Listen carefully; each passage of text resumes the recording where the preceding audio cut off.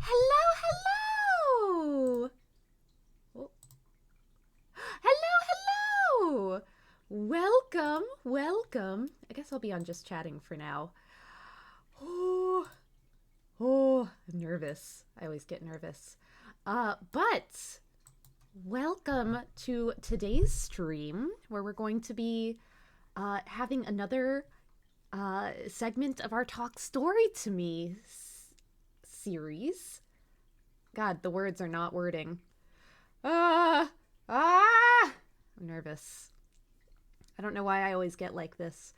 But yes, welcome in. Today we are going to be interviewing the absolutely amazing, incredibly brilliant Holly West. Oh, I'm gonna have to turn all of these off. Hold on.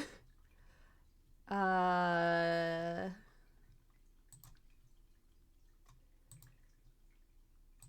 While I do appreciate the things, I don't want the sounds happening while we are live in the interview.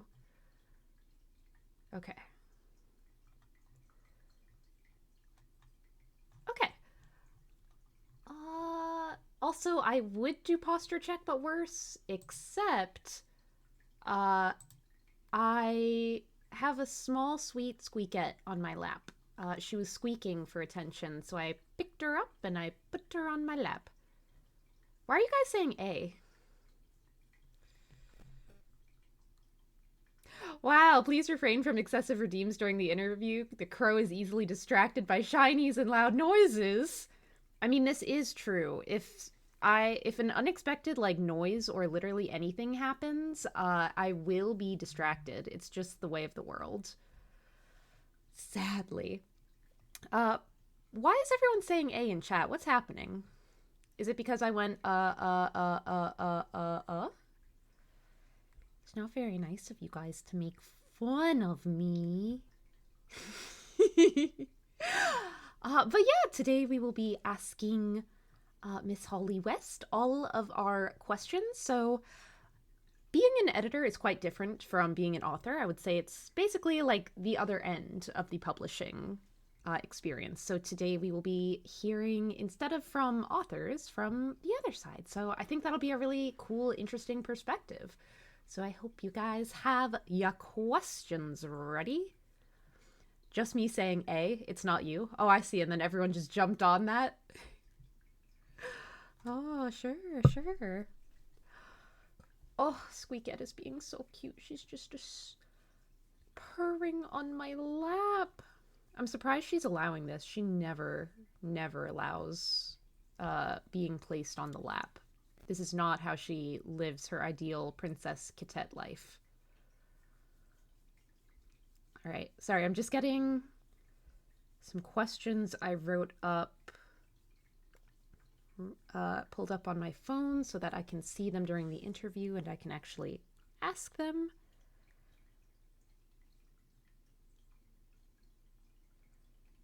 If they'll load. I said A because group mind is fun. Oh, I see. So you're just following the herd. Okay, I got my questions up. Whew, okay, I'm ready. I'm ready. For anyone who is new here, I don't know if there is or not, Talk Story to Me is a semi monthly interview series that we do here on the channel where we invite usually authors on to talk about their books. So our last guest was Margaret Rogerson, and that was so much fun. Today is actually our first time that we'll be having an editor on. So, like I said, we'll be hearing from the other side today. I'm new here. Freya, you're not new here. Freya, why are you lying? I'll behave from here on out. Okay. You know I worry about you, Corvus Dorvis. I always worry about you and your behavior. All right. We have just about one more minute, and then I'll go ahead and join the call, and we can get started. Oh, I'm nervous. Holly is so cool, though. Oh my gosh, she's so chill. I love her. So this will be a very fun interview. I'm very excited. I just also get very anxious beforehand because this is who I am as a person. I'm the model of good behavior. Just follow me, lead. I will say during the interviews, you are always on your best behavior arc, and I appreciate that. I appreciate that. Okay, okay, it is 6:30, so I'm going to go ahead and join the call. Okay, everyone pretend to be normal and presentable. Hi.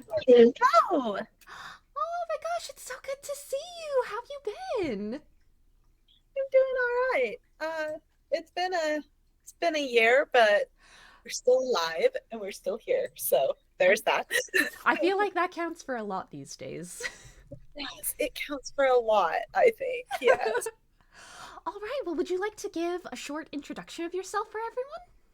Sure. I feel like I've not got my camera right, but yeah. Anyway, I am Holly West. I am an executive editor at Flywheel and Friends, which is an imprint of Macmillan Children's Publishing Group.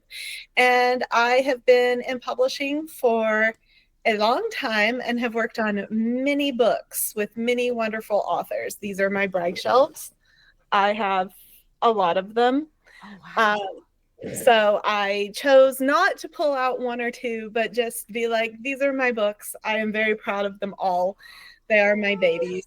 But I think, if you want some touchstones, I've worked with a lot of very different authors. I work with Trisha Levenseller, Aidan Thomas, Meg Cabot. I did a series with Mo O'Hara called My Big Fat Zombie Goldfish that still is. I'm a little bit all over the place. I feel like um, that's the best way to be. yeah. So you So have edited every single one of the books on that shelf. I have done editorial work on every single one of the books on this shelf. A couple of them I was not the main editor for. I just did a pass on, but That yeah. that's so impressive though. I love that that is like your portfolio. Instead of like writing up a resume, you can just take a picture and be like, "Here." Yeah, I mean, if I needed to do that, I would move the stuffed animals probably. But other than that, No, I think they add charm. I love the cat teapot also, just personally. yeah, just, little bits and bobs and pieces. Tiny dragon here, cat teapot there, book themed candles. Oh. A Lord of the Rings filled with thing filled with D&D dice. Oh my god, I love that. You know. You gotta personalize the portfolio shelf. Yeah. So, how did you get started in editing? What was kind of the process from did you kind of decide from the very beginning that you wanted to go into book editing, or is it a field you kind of found yourself in? Like, what was kind of the process for all of that? So I have a pretty so I grew up in Southern Kentucky as that girl who reads a lot. And then I was in sort of seventh grade and we had to do, I found this book. It was shaped about like this. It was very bright pink and it was 101 jobs for book lovers. And all of publishing, all of it was one of those 101 jobs. Wow. And I read through all of them, like went through all 101 jobs that were listed there and was sort of like, well, at that point in seventh grade, I decided I was either going to work at the Library of Congress or in publishing. And somewhere in high school, I realized that working at the Library of Congress would mean dealing with politicians, and that was right out. So publishing it was. And I kind of stuck with that. I had a year where I was a substitute teacher, mostly to raise money to move to New York to work in publishing. And that just solidified my deep and utter respect for teachers while also making absolutely sure that I was never going to be one. Oh yeah. Um, and so I have so much respect for them. Also, this is not a job for me.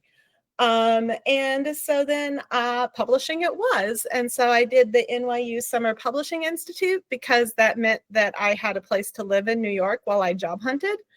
And it gave me a job fair to there get connections. And I did a couple of informational interviews, and then I started working. I got hired as the administrative assistant to John Murphy and Dory Weintraub at SMP Publicity. And I did that job for about 2.5 years until I had the hell, I had everything that I was doing down to about half a day's work. And then I would go around and help other publicists with stuff. And I kind of was like, publicity is also not for me. I can do it, but I don't love it. And so then Jean Fywell moved to Macmillan and started with her imprint Fywell and Friends. And her assistant was leaving. And so I talked to her assistant and then interviewed with Jean. And that was the last time that I have been bored at work in my public. Well, that's always a plus. So yeah, basically I interviewed with Jean, and it was kind of really fun because like I did enough research to know that Jean was kind of a big deal, but I didn't quite understand how big of a deal she was. And and so like I knew she had her own imprint with her name on it, and I was very excited about children's books. And so I just went in there being like, okay, and I had done some research, but I didn't realize that she was behind literally every book in my childhood. Or like not all of them, but like a lot. But we ended up talking about this series called The Girls of Canby Hall, which was the first book series that Jean had ever edited, and I'd never found anyone else who'd ever read it except for me, but I loved it. And for some reason we got on this, and it was the first one book series that she'd ever edited. So it was kind of a meant to be sort of thing. And I've just been working for Jean ever since. I was her administrative assistant. And then we started Swoon, which was a whole other thing. And now I am an executive editor at her imprint. And that's where we're at. Oh, that's so cool. And what a like journey like to get to where you are too. Like that's such a like encouraging thing to hear because I feel like not everyone always knows exactly what they want to do. So hearing that you started in like a couple different things and found out like, maybe this job isn't as much for me is Yeah. really encouraging. I also think if you're interested in publishing, and this is the thing I tell everybody when they ask me about it, is just get in. Hmm. It's much hard. Like people who think they might be interested in like editorial, like you almost certainly don't actually know what editorial is like. And there are so many jobs in publishing that I think like it's a lot easier to just get into publishing somewhere and then transition sideways than it is to kind of hold out for the exact job that you want. Okay. And the best job in publishing, in my opinion, is administrative assistant to a publisher because it teaches you everything. Everyone knows who you are. You know who everyone is. You're in all of the meetings because you're taking notes. You see how things work and how they fit together in a way that you wouldn't if you weren't looking at it from that kind of perspective. Yeah, that makes sense. And I feel like that's a good way to get a feel for probably different jobs, right? Because you're communicating with a lot of different teams, so you can get a feel for what everyone does a lot better, I would imagine. Yeah, and if you have a good boss, which I had a great boss, but um like you try different things because in publishing you're meant at Macmillan at least. I can't speak for other houses. I've only been at Macmillan. But at Macmillan, we have a tendency to sort of like um, want to kind of like grow people from within Hmm. slowly because like hiring people is a whole thing.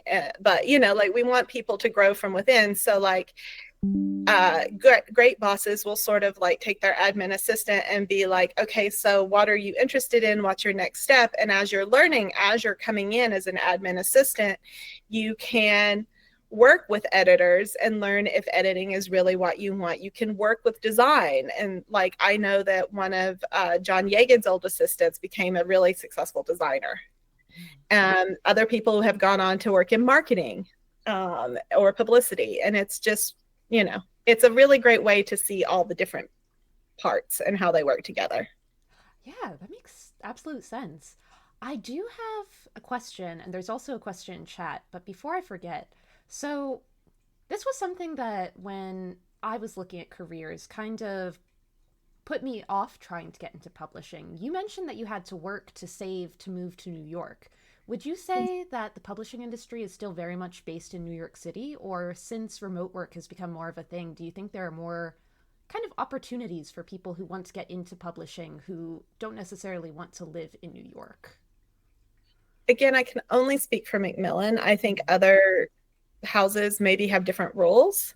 But at Macmillan, we have a sort of hybrid thing where you can work from the office or you can work remotely or you can do a mix. It's basically up to what works best for you as long as your work gets done. I there it is a lot more fluid than when I first started. Like, you know, working remotely wasn't really a thing until, Hmm. you know, now we live in the future and can do things like this. Before we could do things like this and have these kinds of calls, it was much more important to actually be in the office. I do know that Macmillan has remote internships now because I work manage our interns at Firewall and Friends, and we quite often have remote interns. Our intern right now is working remotely, and I also know that um, we have had interns, you know, former interns who then were hired, even though they don't live in New York. So I do think it is changing, at least at Macmillan. I can't speak for the rest of the publishing industry in this. That's really encouraging to hear.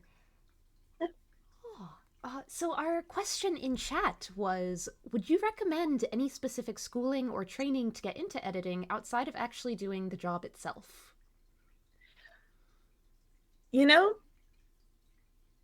no, you just have to read. You have to read so much. You have to know story, right? Like you have to know story and you have to be able to talk about story. Like I have an English degree with a computer minor. Um One of my fellow FNF editors has journalism, another one has a communications degree. I know an editor who has a history degree. You will need to have a college degree, but mostly what you need to do with editing is read incredibly broadly and then know the genre that you're going to edit really, really well. Like I have read thousands and thousands upon thousands of fantasy novels. Man, that sounds daunting, but like also very fun. Well, if you're wanting to work in editorial, you probably love books already. If you want to work, like publishing is not a thing that you go into without loving books in any aspect of publishing because you can get paid more in other things. It's getting better now. They just raised the minimum salary at Macmillan. It's getting better. Oh, But like good. honestly, you can get paid better in other industries. Publishing is a thing that you do because you love it. Hmm. Um, and and like, but what you need to do when you're coming in, you're probably going to have to start as an intern, almost certainly at this point. I don't know. I know very few people who um, uh, now, you know, who have recently been hired who weren't interns first. And when you are an intern, you're going to learn a lot about how publishing works by virtue of being an intern. But being an editor specifically requires a lot of knowledge of what you want to edit because you need to know what's out there and then you need to kind of understand how stories work. Yeah, that makes sense. Because the more you read, the more you kind of see like what your personal tastes are, as well as what you feel like did or didn't work in a story, which helps inform your own editing. So that makes sense. Yeah. How how do you prevent? So there's that saying that never make what you love into a job because you'll get burned out eventually. How do you kind of maintain that love of reading when sometimes you are reading just so many things? Uh, Sometimes I play video games.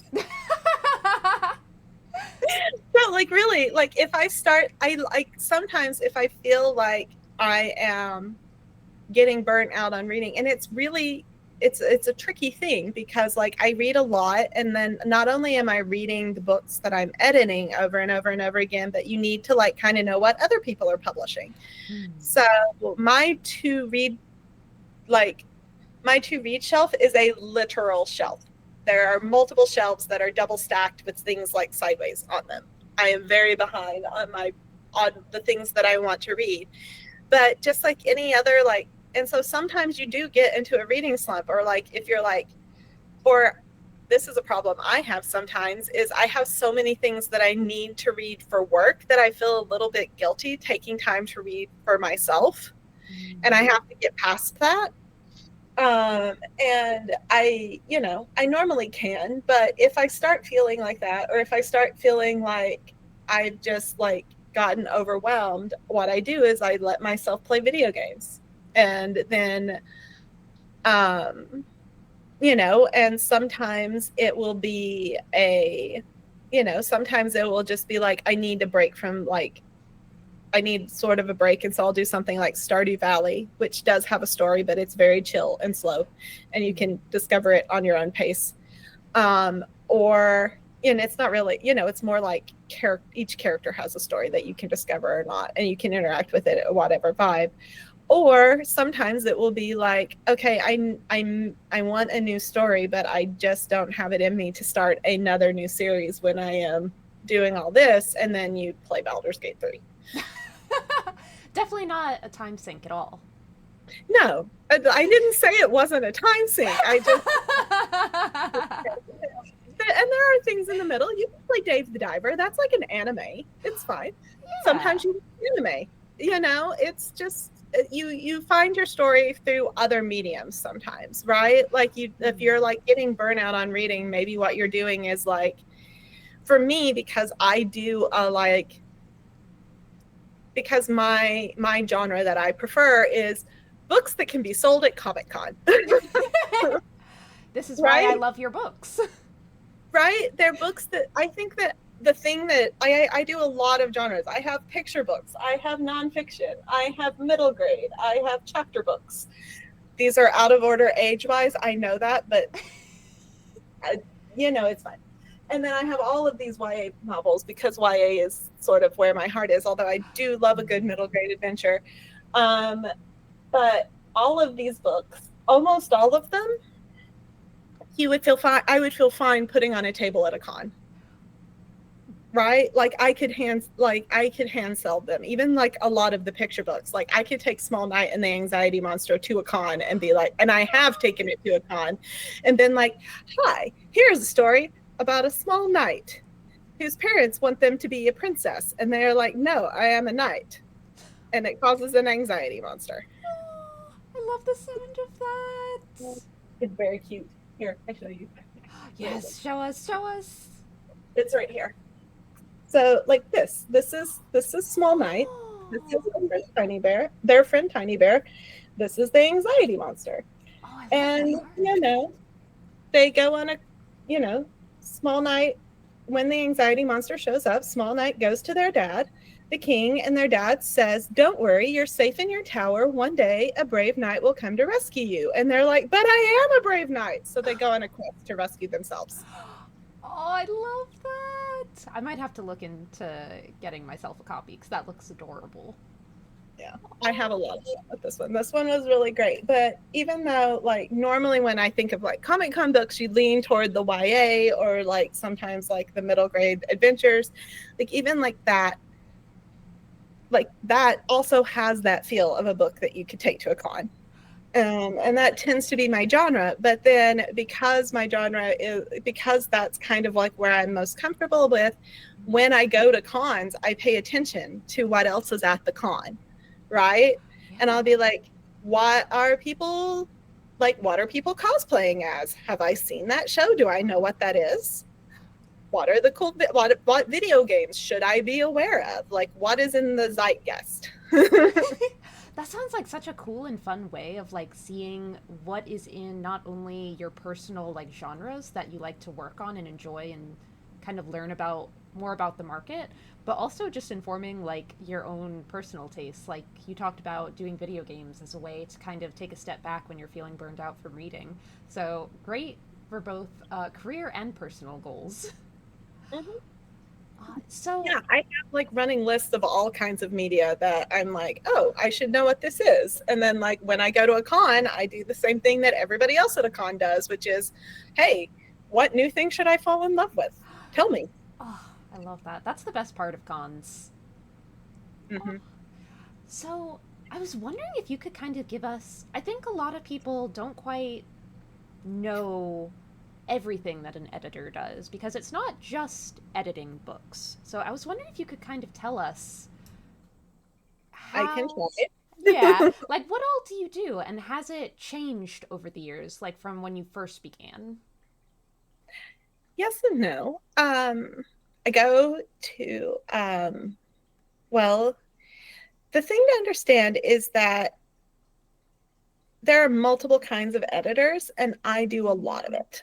Um, and so different publishing houses might have different structures, but there is there are acquiring editors, there are developmental editors. I do both of those things. I acquire the books and then I work on them, but sometimes those are two different jobs, depending on where you're working at.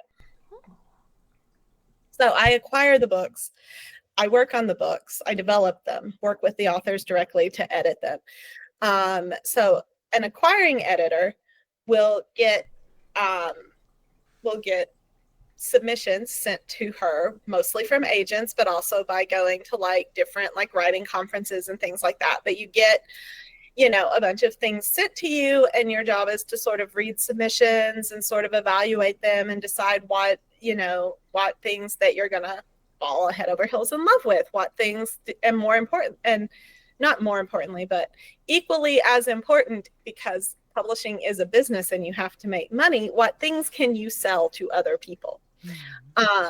So I have to find things that I fall in love with and I think are amazing, and then I have to figure out how I'm going to sell them to first to my team, and then, you know, like that, to my bosses, Jean and Liz, and the rest of the F&F group. Can I get them behind this book? Then I go and can I get sales and marketing and finance behind this book? I have to fill out the paperwork to make that happen. And then they'll do a big pitch to a room full of people and be like, hey, uh, here is this book. I think it is amazing. I really want to work with this author, and this is why I think it can do it. These are the books that I think it's kind that these are the sales comps, like all of this kind of thing, to get permission to go and make an offer to the agent. Then you negotiate with the agent. And hopefully, eventually, yay, you know, fingers and toes crossed, you actually get to work with the book with the author. And that's where you swap hats from being an acquiring editor to a developmental editor. And you work directly with the author, and you know, that's where you have to like really, when you're acquiring it, you have to know your genre, so you know what other books are out there. Is this filling a hole in the market? Is there nothing else out there like that? Is this new and unique? Or is it similar to this book that has sold many, many copies, and we think this book could also sell many, many copies because it's perfect for the fans of this book, right? Just it's the next thing for these people that they're going to want to read.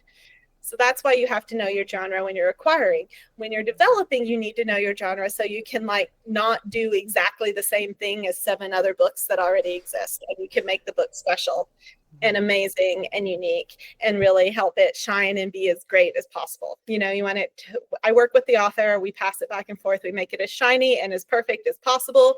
And then my job as an editor is to shove it at other people with really great enthusiasm. Because there are basically, when the author and I have it as close to perfect as we can get it, I then hand it off to someone called to our managing editorial team or our production editorial team.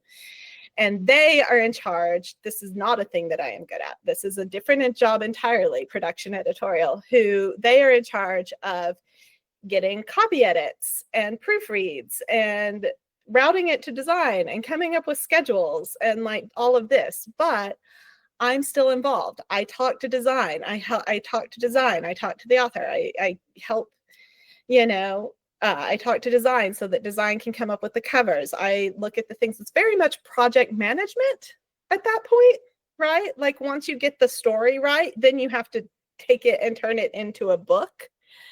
right? An A actual hard physical process. object. Right. And so in that, once we get it ready for copy editing, and then that's when you sort of are the project manager, because you are, things get routed to you and you're like, okay, and then you like, I will look through the copy edits and I will make or I will make my suggestions, and then I send it to the author, and then the author sends it back and I look at it again, then I send it back to the production editor, who will look at it again and then make sure everything looks good, and then they send it to design, who makes it pretty and look like an actual book, and then send it back, and then we do this loop again and again and again. Meanwhile, while we're working with design and we're working to make the book itself look perfect and catch all of the typos, which we never catch all of the typos. It is impossible to catch all of those. We try our level best. We're sorry. We tried. We are only human. Publishers are only human, and we try really hard, but there are a lot of words. And books are long. And books are long. So we do our best to make them as perfect as possible. While we're in that process, I'm also talking to the marketing team, to the publicity team, to the sales team. I am coming up with copy that goes on the book, and then also that I am using to pitch it to the team, right? Because before the sales team can go and sell it to Barnes and Noble or Amazon or your independent bookseller, someone has to tell them what the book is about. And that's my job too. Right? So I go in and we have these big launch meetings where we fill out all of this paperwork so that we give the sales team and the sales team, hopefully, everything that they're going to need to be able to go and get the people I want to get the sales team excited about the book, just so that the sales team can go make the Barnes and Noble buyer excited about the book. I also want to make the marketing team excited about the book so that they can go make ads that will make consumers excited to read the book. So there's a lot of, I think of it as fangirl. I think of it as being a professional fangirl. That Like, sounds in theory like an ideal job. right? It's a lot. It's a lot. But it's like, hey, come love this thing that I love as much as I love it. Right? Like, I love this thing. You should love it too. We could love it together. And that's the most fangirl attitude that I can think of. So that's why I'm like that. That's why I like cons, because it's all like, hey, let's go be excited about stuff together.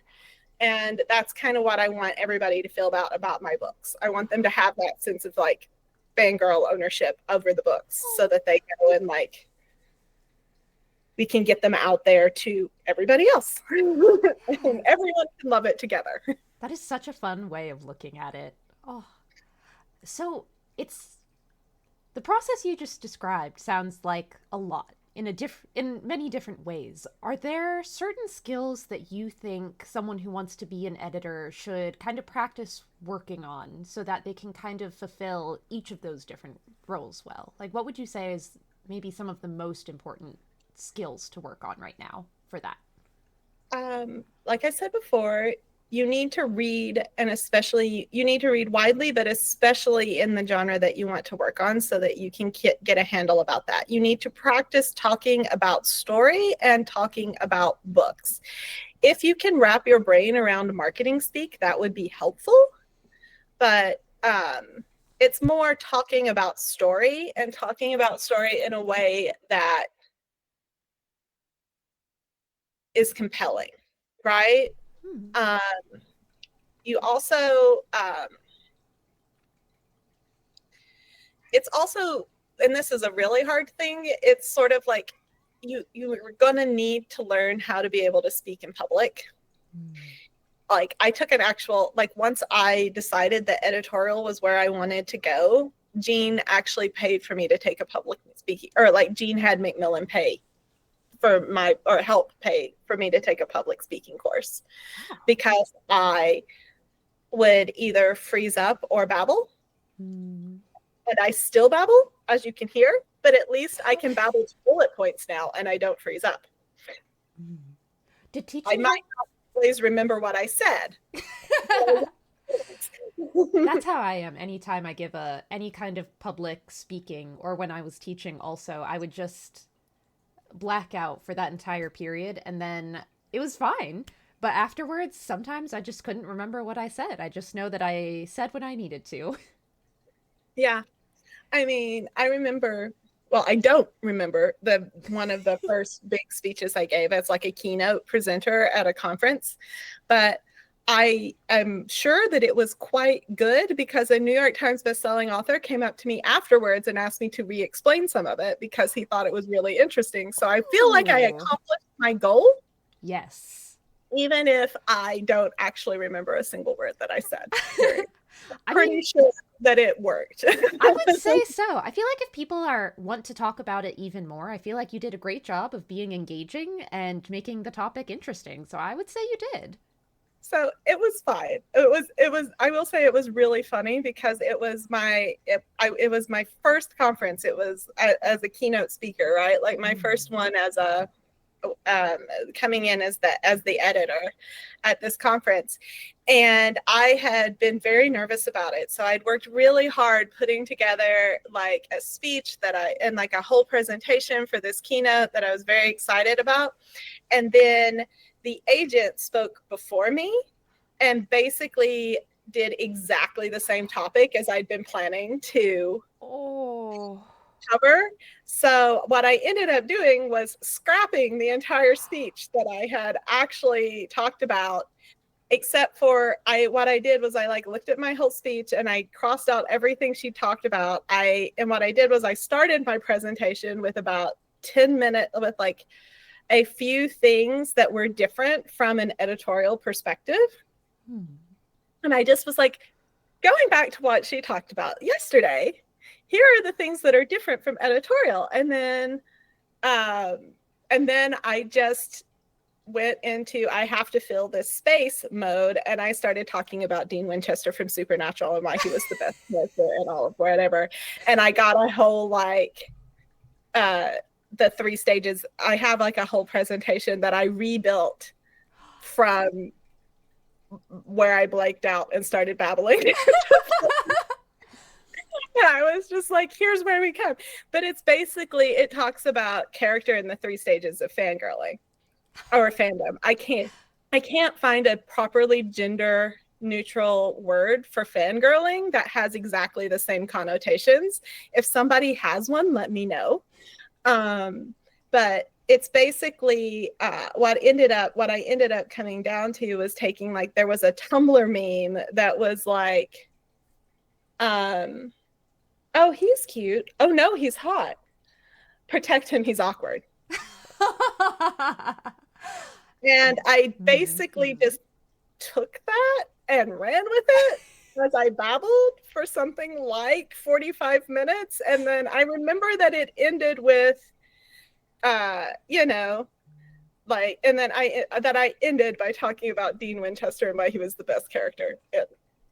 And because he was so consistent, and like, even though he at that time was, like, I don't remember what arc we were in, but I like, even though he was like, sometimes would do terrible things and become a demon, you still wanted to, love him and protect him, wrap him in shot blankets and feed him pie.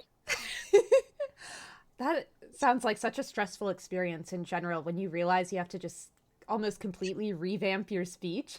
But it sounds like you went a great direction, especially because if it's something you're excited about, you can talk more about it, even if you haven't super planned for that whole new speech. So Yeah. I wish I could have heard it.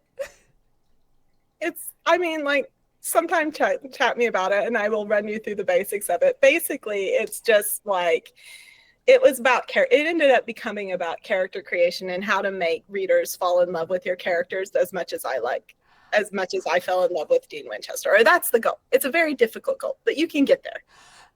Yeah, I feel like character creation and making them endearing while being different from perhaps other characters that have been seen before is such a struggle, but that could be its whole own interview.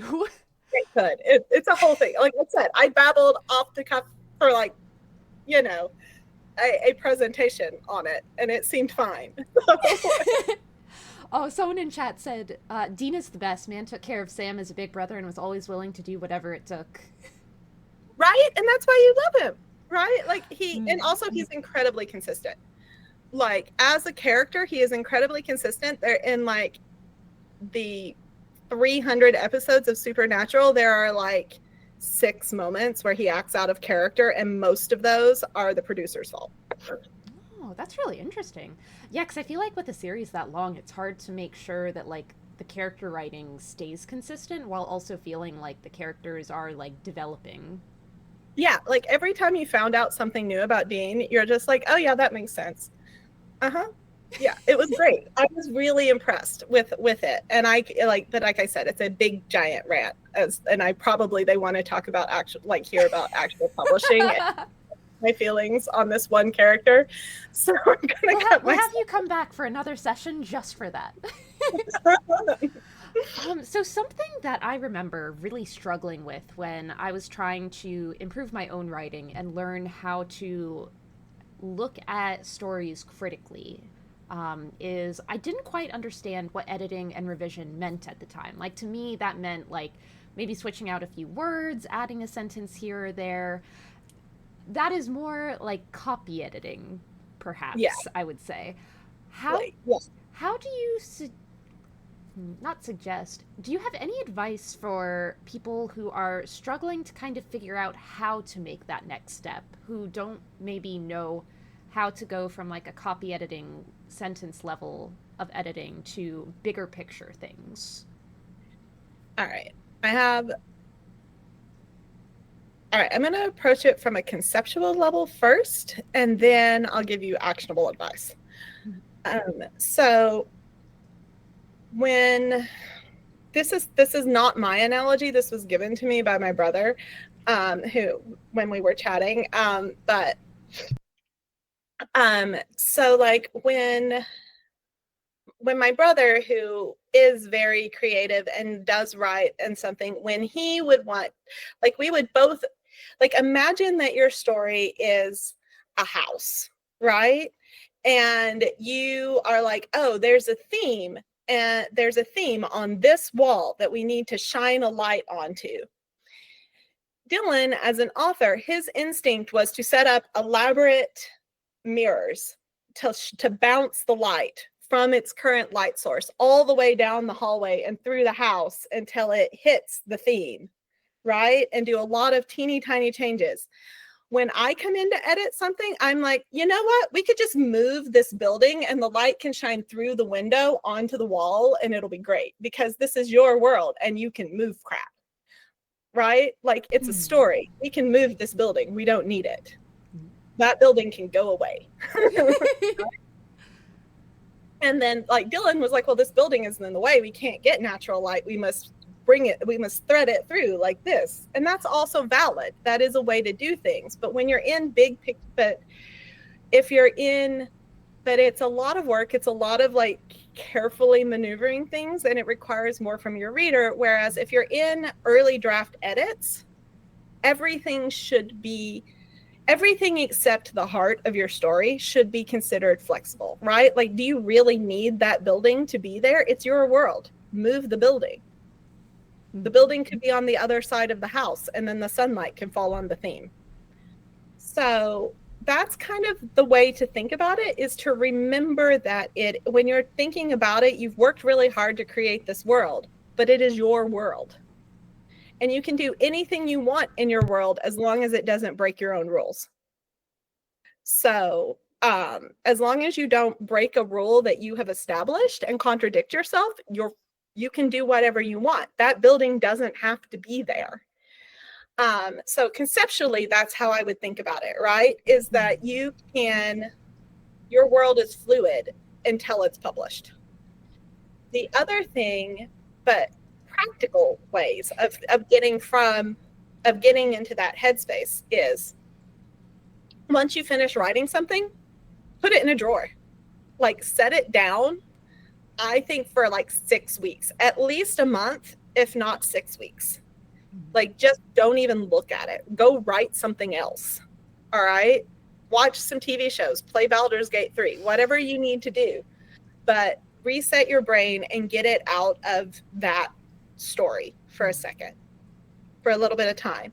Then when you come back to it and you're ready to start revising, the first thing you need to do is outline like an editor. what you want to do is read the first chapter and write down exactly what is on the page. Don't fix it. Don't do anything. Just write down like a sentence per scene what happens in this scene. Like sum up this scene in one sentence. Include any, if you need a couple of sentences, okay. Try not to get longer than that though. You want to just be able to have, because you at the end of it, you want an outline that has the chapter number, you know, if it's a multi-POV, put who the POV is. I tend to add page numbers just because it helps me tell if the book is wildly uneven, right? Like, I worked on one draft of a book where one chapter was like a chapter that was mostly like world building was like 40 pages. And then the chapter that was like the next chapter, which was like where the character development happened, was like 10. And I was like, you need to equalize this, if not reverse it. So having the page numbers was helpful for that. Sometimes I do math. Mostly I try to avoid the math, but occasionally the math is necessary. So having the page numbers is helpful. But the point is that you want to write down what's actually on the page versus what's in your head. And having the gap away from it will help. And then once you've made it, and if you get to something that you see isn't working and you have a thought for how to fix it, don't stop your read through. Just make some bullet points. There. I do this for every book that I know I'm going to work on. I actually have a handwritten outline for every book that I edit. And it's just chapter number, it's like chapter number, page numbers. This is what happens. These are my thoughts and questions and reactions. Sometimes I use emojis. Occasionally, there was one book that inspired me to go track down GIFs, and I literally wrote this GIF in like little parentheses so that I could add it, and I added them for the author in the edit letter because that was the kind of relationship we had. I love that. But like what you want to do is keep track of what is actually on the page and what you are feeling when you read it. And like you as the creator will not have the same feelings as me as a reader, but what you can track is what is actually happening on the page, right? And you want to get all the way to the end of the book before you stop and start rewriting and doing things. That's why you have bullet notes when you have thoughts. Because once you have that outline with the bullet notes and the, like a sentence per scene, it gives you a map of what the shape of your story is. And it's so much easier to move things around in an outline than it is when you've got hundreds of thousands of words of text. Yeah, and especially if, like, maybe in the beginning you think there's something you want to change, if you go and change it, but then later you realize, oh no, I have to scrap the entire thing, or I have to do something different, then you've just created a lot of work for yourself that you didn't need to do. Whereas if you wait until the outline is finished, then you can do it all at once. You have a better picture. You're not looking at it piece by piece, but at the overall work as a whole. Also, the amount of times when I've needed to know something in chapter 4 and the actual answer is in chapter 16. And I'm just like, okay, well, you gave me this information in chapters. It's in there. It's just like 12 chapters after when I needed it. So let's figure out how to move this information here where I needed to know it. Right? And that's a lot easier in an outline because you'll be like, oh, here is the information that I needed. I don't remember when, but I can skim up my outline and be like, yes, in chapter 4, I had a bullet question that was like, how does this work? And then you answered it, later. I think instead of that way, a lot of times creators will have, not always, but often creators will have the answers in there somewhere, or like you'll know the answer. If it's you reading it, you'll know the answer. When it's me, if I'm reading it, I don't know. I don't know how that works, but I will find it. Often I will find it later. But it's a lot easier to rearrange things, to like find to like move scenes around so that they flow better, or like so that you can like figure out things. Or if you're like, okay, well, this person shows up 6 times but doesn't actually impact the plot. Or if you're reading through and when you distilled the scene down to a sentence, you didn't mention this person at all. So you're reading through your outline and there's a character that you love, but they're never mentioned in your outline because they didn't materially affect any scene. Then you can be like, do I really need this character, or is this a character who belongs in a different book? You know, there's a lot of things that a really properly done outline can help you. Sorry, I'm reading a question in chat and I'm not sure if I understand it. So I might ask for a bit more clarification. But he asked, are there any differences with the relatively recent, compared to books as a whole, prevalence of digital books compared to traditional books that you need to account for when giving editorial advice? No, books are books. You, whether a story is a story, you need to know what format it's going to be told in. It is different editing a graphic novel versus a novel versus a picture book. You know, you need to be aware of what age range you're aiming it at. You need to be aware of your audience that you're aiming it at. But the story, it should be the same, whether it's an ebook, an audiobook, or a physical print book. To me, I think. I think some of the things that like I have learned several, you know, like you do need to be aware when you're editing of things like, you know, kids, especially where I'm working in kids books, but in adult too, like cell phones are a thing. So like everyone has a cell phone. And so like if you have a plot point that requires that can be solved by them Google searching something, they probably will Google search it. Mm. And so that kind of stuff you have to be aware of, but I don't change how I edit something based off whether it's going to be an ebook or a print book. In fact, almost everything that I've edited is in ebook and print book, and many of them are also an audiobook, and it was all the same process. And how long, I think this is another area where people don't realize just how long it takes to create a book. How long would you say the process is from acquiring a book and the book actually coming out on publication day?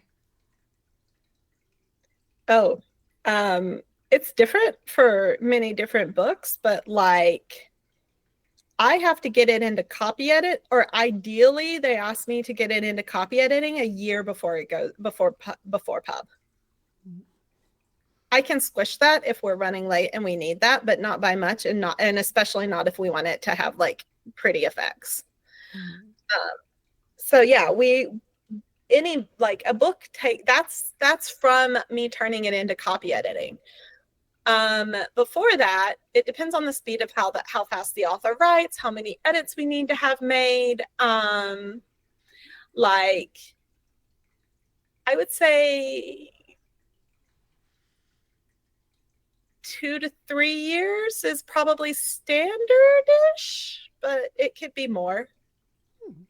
I was just I don't think I have many that are like 18 months is the most minimum, you know, like that I've ever heard of, well, it's not the most minimum I've ever heard of, but it's definitely the shortest I think I've personally done. and even that sounds insanely short for everything you have to It do. it was insanely short. Like that was really rough. We try not to do that. I think something closer, like if I'm like acquiring a book and it's in pretty good condition, like I think I tend to estimate like 2.5 years, 2 to 2.5 years. But then I also have a really bad habit of like getting things into copy editing a little bit late because I'm like, I want to do this there. And so like I'm trying to get better about that. Also Fievel and Friends has a pretty fast turnaround compared to some of the other imprints at Macmillan Children's. Like I know other people who are like, who will be like, oh, we will need 3 years minimum to work on that book, right? Like they acquire it and then they plan it for like 3 years out. Yeah, I just remember when I first started getting into kind of the writing side of the publishing industry, being so surprised at how much time it took. Because when I was younger, I thought, oh, well, you just sell the book and then that's that. And then it's all ready. No, especially in children's books where we do a lot of printing, where we traditionally do a lot of printing overseas. So you have to build in shipping times. That like, and also just like America is big. So you have to ship things across the country. And like, you know, there's like shipping times that have to be built in. There's printing times. There's like proofing times. Like once you send something to copy editing, the book is not done. Like I said, there's a lot of, it goes to a copy editor who is going to need at least a month or ideally 6 weeks to 2 months to look at it. And then it comes back and then we have to give the author time to make the copy edits. Plus, then we have to like give other people time to review the copy edits because unless it's a rush crash book, we need to, like everybody has things. Cause like I also am working on a lot of books at any given time. Right? Like, I might be working I might touch anywhere from like actively be doing some editing on some part of the process, anywhere from like 30 to 60 books a year. Man, that's a lot because that's not how many published that I have edited per year. That's closer to like 10, 12, I've gotten up to like in the height of like in the past, I kind of like overextended myself and had something and had it like bigger lists than that. But I generally do like 10, 12, 15 books a year that will come out, that will publish. Like 12 is probably the right number, but sometimes there's a little less, sometimes there's a little more. And I have done way more than that in the past. But I'm not just working on this year. As an editor, I am working on the books that are coming out in hardcover this year. I'm also working on taking books that came out in the last, like the year or the year before in paperback, and also updating the metadata and making sure everything is right on Amazon. And if they are up for an award, making sure you put that on the internet so that people know that. And then I'm also looking ahead at, I'm probably doing copy edits and routing on books that are coming out next year. And then I'm editing books that are coming out the year after that. How do you have enough time in a day for all of the things you have to do? No one does. Time is not a thing. Time is not real. It's just a construct that we have invented ourselves. Yeah. Not real. You just do what you can, right? And you go to the meetings, you do what you can. I go through routing. I think most editors actually do most of their reading outside of business hours. There's just not enough time in a business day to do it. I was excited because today I got to take a couple of hours and actually work on editing an outline like during the day, and it was very exciting.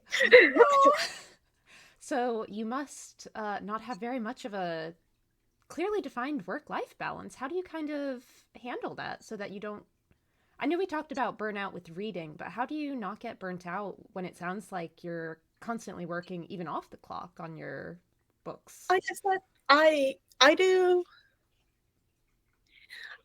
Work-life balance is something that I personally struggle with. Do not follow my example. I am bad at it.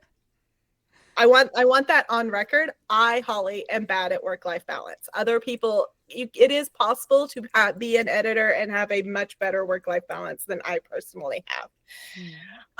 That said, I think one of the skills that you talk about being that is good for edit, like you were asking earlier about editorial skills. I mentioned sort of like reading a lot, and I mentioned reading a lot and being good at communicating and public speaking. The other thing that is really helpful as an editor is being good at triaging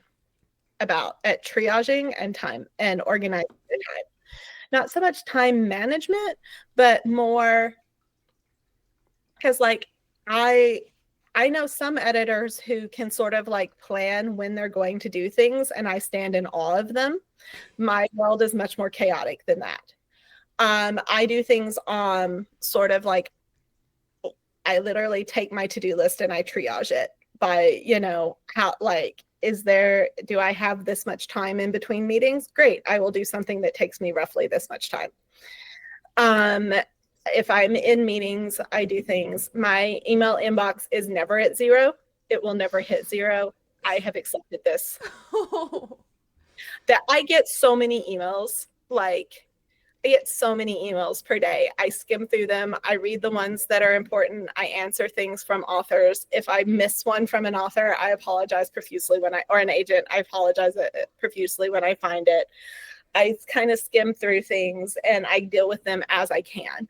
I've accepted that it will never be a perfect email at 0 kind of thing. I also read quite quickly. I slow down a lot when I'm line editing, but if I'm just reading something, like if I'm reading a submission, I can do that fairly quickly. And if I'm like if I'm creating the outline, obviously that's slower than just reading. If I'm creating like a first pass outline, and then I often have to like sit with things or talk them out when I am trying to figure out how to do the thing. And I am not an author, so writing the edit letters takes me a while because I don't trust myself to be able to convey my meaning properly. So I tend to be wordy in my edit letters. So they take me a while to put them together. But the other thing is to be aware of the fact that you do need work-life balance and to let yourself have time to be like, okay, I have been working on this. It is, 7:00 and like it's 7:00. I could keep pushing through, but I don't think I'm going to get done with it. So instead, I'm going to stop now, go get a food, and then spend the rest of the evening playing video games so that I can reset my brain and come back tomorrow and get to the end of it. And it's very much sort of learning when your best times to work are, roughly, like I will never know how long a line edit will take me. It depends entirely on how many changes need to be made. And I don't know that until I've read it, right? Yeah. I do know that a line edit will take me a long time. Mm-hmm. And so I kind of but that is a thing that I have learned.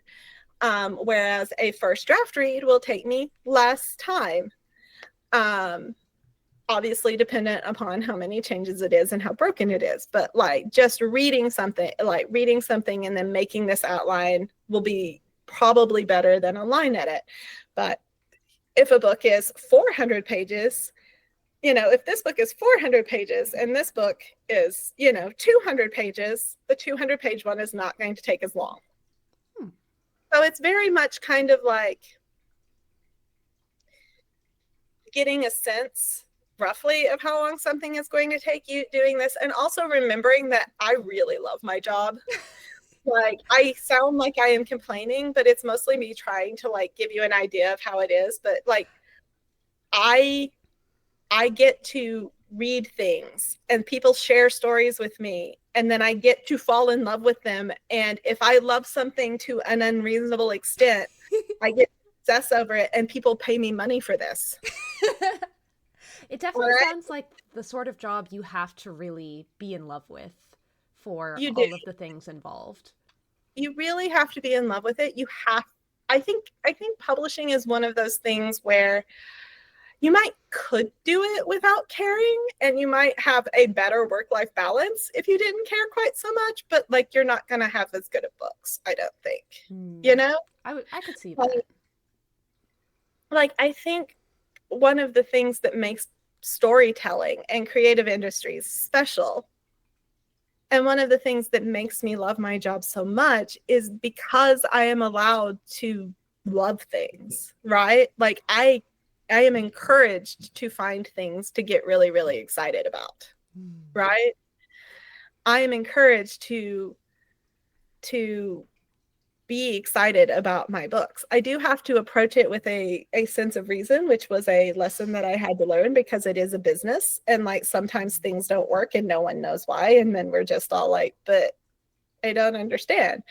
And like not every book that I fall in love with, I'm not going to be able to sell every book that I fall in love with, right?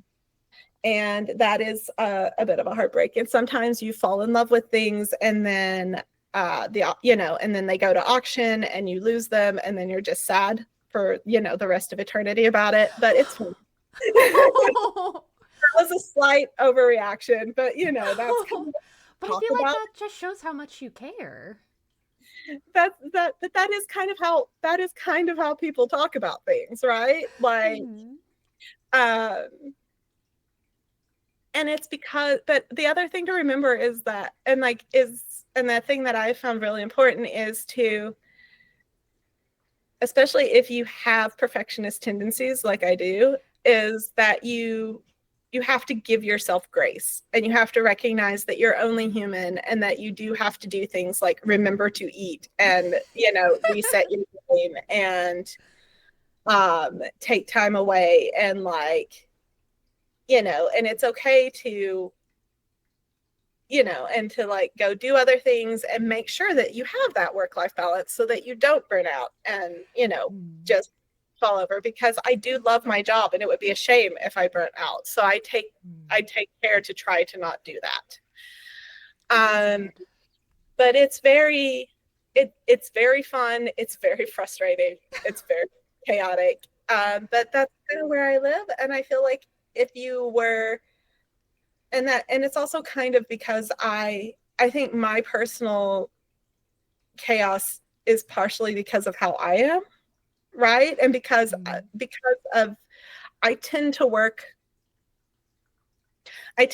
with authors who mesh well with me, and so we and on one hand that's great because we see the books the same way, and on the other hand it does tend to like amplify the chaos. People with different kinds of neurospiciness working on the same project, it's great, it's fun, but it does I could see that. yeah.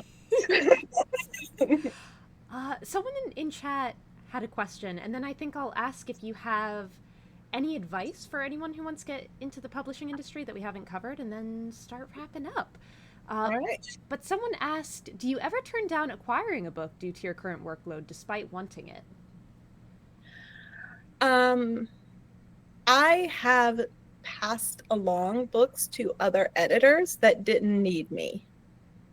Okay. So one of the things that if there is a book that I love, like there was a book once, it was I'm not gonna name names, but it was a middle grade novel, and I was reading it and I missed my subway stop because I got so caught up in it. And I was like, okay, wow, right? There's something there. Like I'm really caught up in this book. And then like I did it again, finishing it on the subway. Oh wow. The subway used to be really great submissions reading time. But like I got so caught up in this book that I missed my subway stop twice. That was a book that grabbed me, right?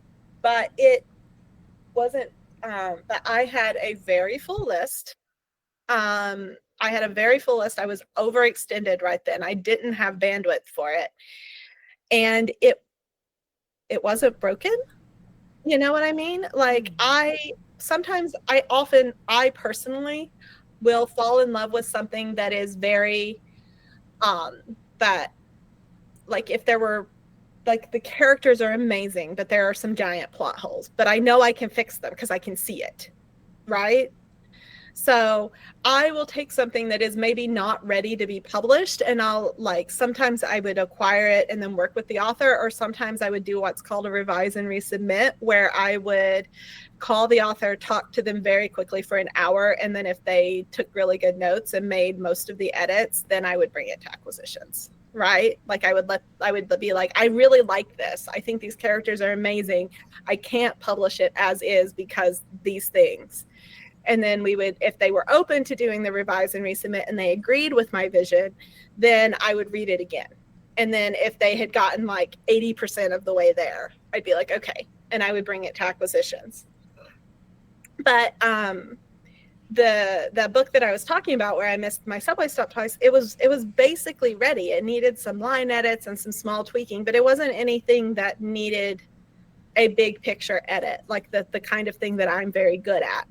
So what I ended up doing was I brought it to our team, and I brought it to Jean and Liz, and I said, I think this is great. I don't have time to work on it, but I missed my subway stop twice reading this book. And they were like, and so we let someone else who was more junior on the team be the editor for that one and get that experience and be the person who owned that book, and brought it to acquisitions. And like, I helped them bring it to acquisitions. I connected them with the agent. I helped them do that process to get it in, but then it was their book and they were the ones in charge of editing it. But that way it was still published, but it was there.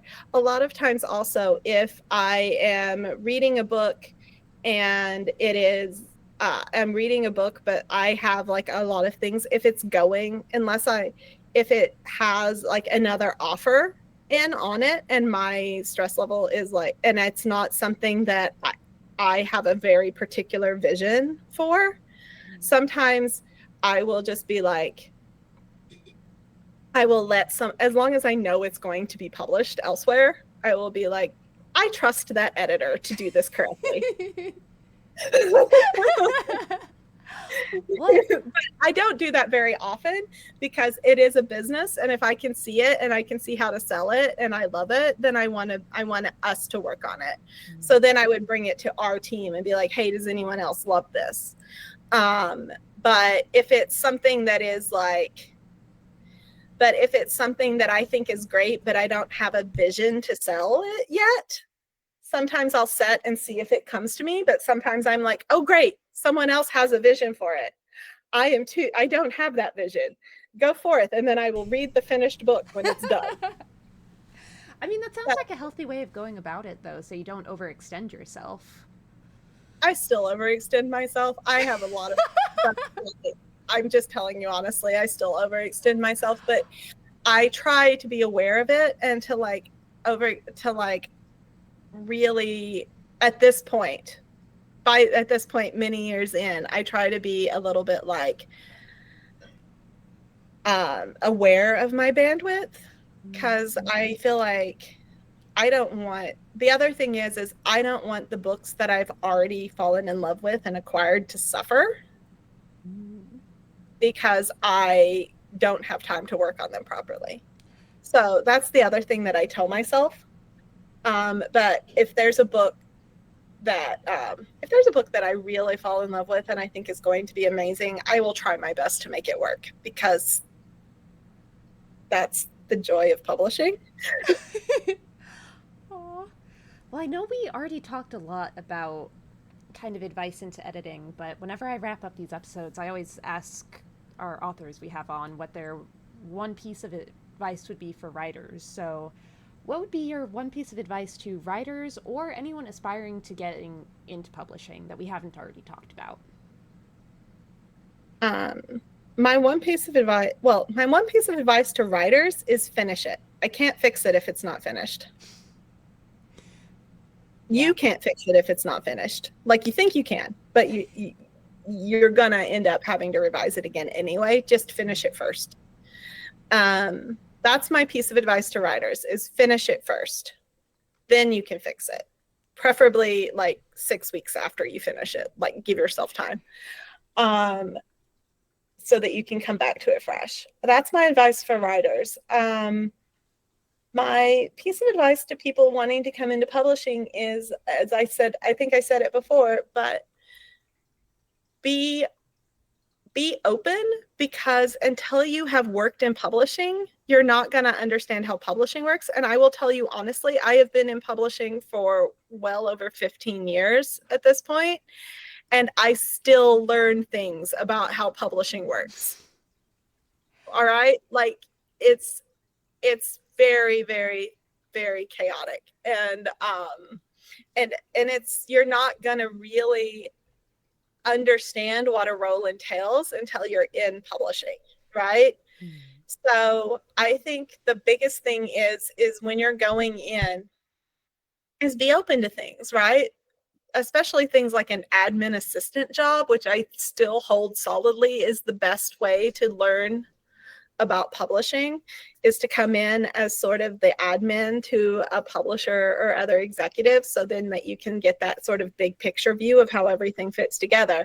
But even if you think that your heart and soul is in editorial, maybe it would be worth it to try an internship in sales or subrights or something like that, if you think that that might be something that you would be interested in, because it's so much easier once you're inside of publishing to go sideways than to get in.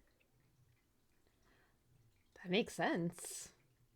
I feel like it's always easier to move to where you want to be once you have your foot in the door, and especially with things that are I imagine like editorial internships are probably pretty competitive. So even if you can't start out there, like if you can get there, get some experience, even if it's not in the field you want to end up in eventually, you might learn, like you said, like you might end up falling in love with a different aspect. Yeah. Like I said, I went into like I went through the NYU Summer Publishing Institute, and I think publicity or editorial, but I had multiple informational interviews, and then the publicity job came through first, and I learned a lot in that publicity job, right? But one of the things I learned is that I don't love publicity. Like I can do it, I just don't love it the way I would need to make it my career. So that's when I started hunting for other jobs. And then I found this one, and editorial was the thing and then I became Jean's admin assistant, and I learned about all of the different things and how they work together. And I did end up going into editorial, but it could have gone a different way. It's just, this is kind of where my skill set fell, and kind of what I fell in love with. But I never regret having started somewhere else and having those skills. Plus, it means that when I do end up going on tour, that means that like when my author goes on tour, I can go with her, and I know how to do all that bit because I did publicity. Yeah. Oh, all right. Before we end the episode, are there any upcoming books you want to shout out that you've been working on that you're really excited about? I mean, I know all of them you are excited about, but any coming up in the near future? Oh my goodness, what year are we in, and where are we talking about? I am so lost in time and space, you have no idea. Let me think. I think one that's coming up that I'm pretty excited about is called Coffee Shop in an Alternate Universe by C.B. Lee. And it is this really fun, cozy fantasy about two girls who meet in a coffee shop, and they're from different universes, and then they fall in love and save the world, but mostly it's very cozy.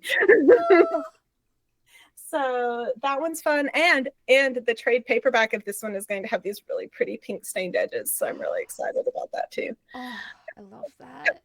I like it when we can do pretty fancy things, so that's going to be super fun. One that I was just working literally today, I was working on the sequel to this one, so it's going to be 2026 before that one comes out. But the this is Daughter of the Bone Forest. I'm really excited about this one. It's really, really fun. It's got like magic school and this like really fun queer normative world and like so much pining, so much Oh, and that um, cover is gorgeous. Holy right. crap. And in the sequel, when book 2 comes out, Daughter of the Cursed Kingdom, they're going to be looking at each other across the books. So the two Oh. looking at each other or like be facing each other. It's going to be really great as a package. I'm really excited. Okay, well now I So have to get into this series. I really like it. It's really fun. That one was one of my revise and resubmits where I fell so hard in love with the. I don't think the author would mind me telling you this. They talked about it, but I fell so hard in love with the characters, and then I was just like, I was like, I can't publish this as is, but I love these characters so much. Can I just talk to you excitedly for a while? And it was going to be like a few minutes, and then it ended up being like an hour and a half. And then there was a revision that was most of the way there, and we went through it. And now I'm really excited to be, working on the second book in that one with them. And just so that I have like a nice range. I am also working on the second book of both of these graphic novel series. So both of these are coming out I'm noticing a theme. time soon.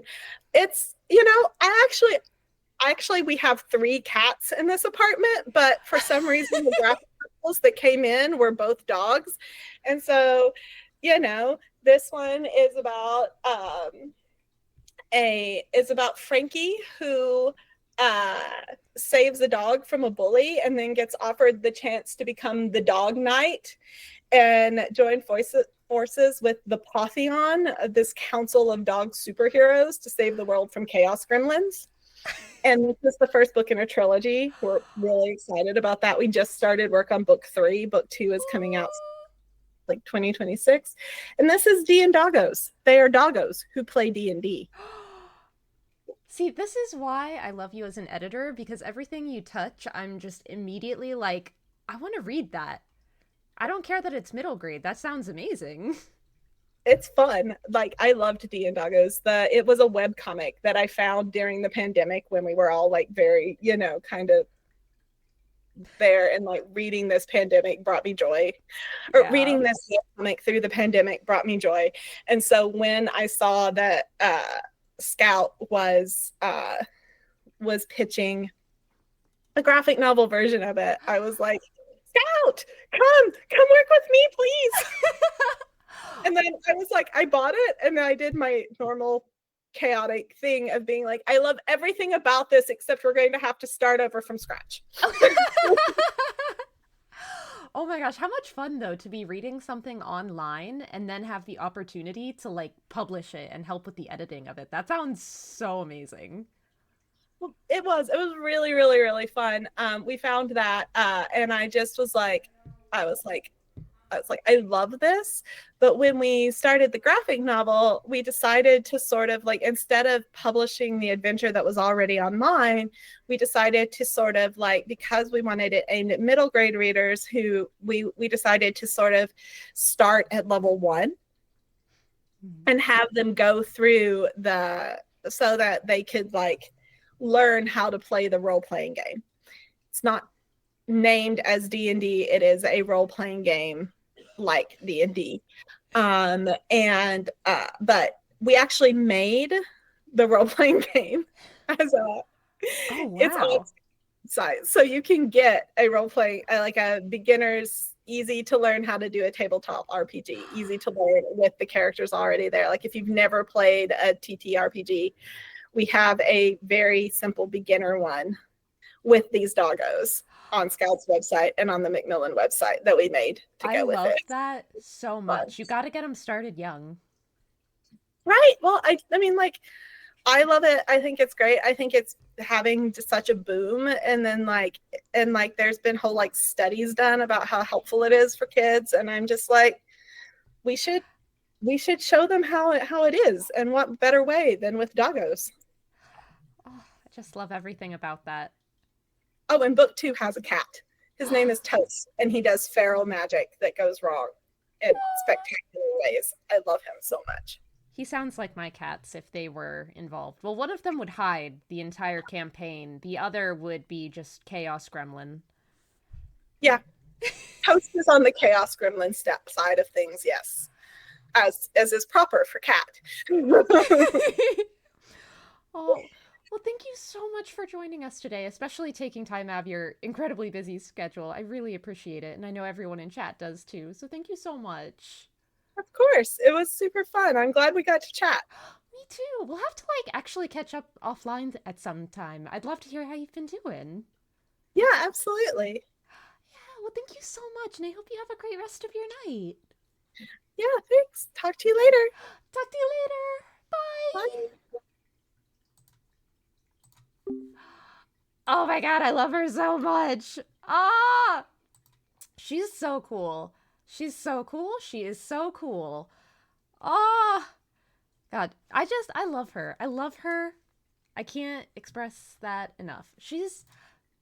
I don't know, she's everything that, you want in an editor. Like, she's super nerdy, she's super, passionate, and, she knows her stuff. The things she comes out with are, everything she described in the end there, I was like, well, fuck, now I have to go out and get this because this sounds brilliant and amazing and I want to read it. She has that touch and that ability to, find great things and make them, even better. Oh, I'm so glad she came on. That was so fun. Could be a fun thing to do on stream.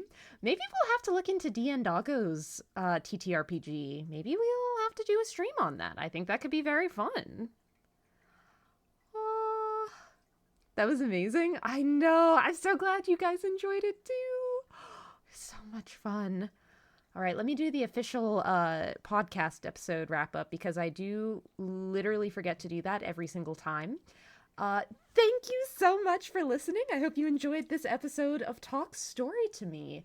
I'm not sure what platform you are listening or viewing on, but this podcast is available on YouTube, Spotify, and Apple Podcast.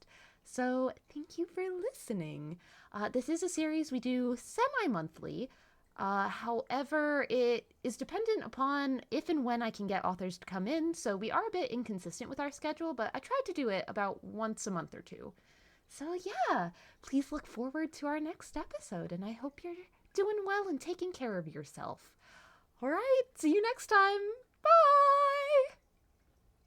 Okay, I've done the official wrap-up. We can be our usual nonsensical selves again. Oh, that was so fun. That was so fun. I could never do what she does. She does so much and she does it so well. That was incredible. But also hearing her talk about just how much she does, I had a general understanding that it was a lot. Did not realize just how much until tonight. That's a lot. I definitely would not have the bandwidth to do that. I think I would get burned out is the problem. I love reading. I don't know if I love reading enough because it's not just reading a book once. When I was working with Holly on my book, we went through 4 rounds of major edits. So it's rereading the same book many times in a row, in addition to, she said she's working oh, I forget the number she said, 30 books a year at the same time. So the amount of hello Milo, the amount of work involved in that and headspace, that is so impressive. It definitely is a career I think you have to love if you want to go into it. I don't even have the mental bandwidth to do my own job. I can't imagine doing that. Yeah, because I feel like editorial has evolved so much from you're not just editing books, you are doing all of these different aspects. So even if you want to edit books, there's just so much more involved in it now. If I could just do the reading part, it'd be golden. Unfortunately, I think that's only 30 to 40% of the job arc. All these podcasts make me want to work on that story idea I've had in the back of my head for years. You should, Freya! Why not? even if you don't like pursue publication of it, like I am always in favor of like writing for the sake of writing, writing about things you're passionate about, just writing. Like you don't have to have like some big end goal of publication. And in fact, I think that can often hurt writers. I know I was so fixated on publishing a book for so long when I was younger. And then when it happened, I just felt empty because I had kind of lost sight of like my love of writing in the goal of, well, if I'm not published, I'm not a real writer. I have failed. My writing's not good enough. Which was really detrimental, and also none of it was true. So I think I think write for the joy of writing. Everything else can come later. But if you just want to write something, just write it. What's stopping you? Create for the sake of creation's sake. Have fun. At most, I'd probably want to post it on Reddit No Sleep. I mean, why not? Easily do 3 to 4 a day and have time to spare. I know, you're a maniac, Arg. I definitely cannot read that fast. At all. I turn my stories into homebrew TTRPG campaigns if I get excited about an idea. See, I feel like that's creating for the sake of like having fun and creating. Like not everything has to be a certain way or in a certain form. If it's a story idea you're excited about and you find a way to implement it creatively and have fun with it, I mean, yeah. Have fun is the moral of this story. But even then, it's been so long, I very much doubt my writing is up to snuff anymore.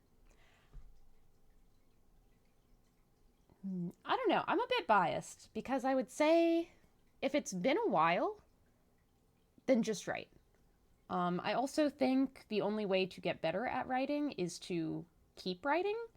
So even if you're worried that like your writing isn't good enough now, it will not improve unless you write and practice. So I would say regardless, just write. Improvement will come along the way.